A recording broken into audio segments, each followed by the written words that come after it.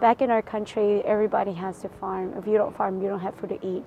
We grow wheat and corn and vegetables and greens, and so it's important to us. When we came, we worked, and we've always worked, but in 2008, we both lost our jobs, and so we decided to go farm. Because we lost our job, we were farming to also provide food to us, and so when we farm, we were just growing a little bit just for us to eat and to survive, and it's very hard for us to actually think about next season. One thing was finding new markets, and the second thing was identifying which vegetables those markets wanted, so we know how to sell to those markets. We started outreach to the Hmong American farming community about 6 or 7 years ago. We realized this was a significant farming population in our area, and we assumed there were some unmet legal needs.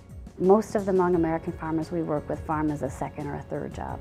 And in a good year, you can net $5,000 to $10,000. That's what a lot of them make. So if we can help them earn an additional $2,000 or $3,000 or $4,000, it may not sound like a lot to any of us, but it's a huge increase in their income, and it just helps our community. I mean, that money stays right in our community. This is a project that's developing new markets for immigrant and minority farmers.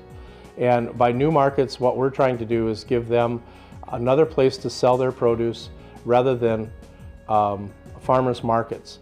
If we can give them a steady stream of income, then they can overcome their land access issues so that they can actually purchase land and stay in a place and invest in a piece of land from year to year to year. And that's our ultimate goal.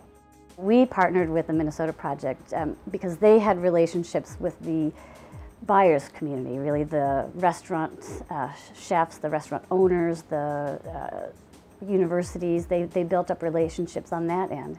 And what we did is we brought the farmers to the deal, and we helped get the farmers ready to change their way of marketing, change their way of farming. It's a very different way of farming to go from just harvesting what's ripe that day and bringing it to the market to planning ahead for, let's say, a buyer wants 80 pounds of tomatoes on a certain day. It's a very different way of planning and farming and marketing. Timing for this project has been great because more and more people are interested in locally produced food. And so with the Hmong farmers needing more outlets for their fruits and vegetables, we've been able to at least get in the door to talk to food service directors and chefs and catering services. And so there's been that opening for them. I would say it's very deep work, deeper than what we expected. There's all kinds of cultural differences that need to be overcome.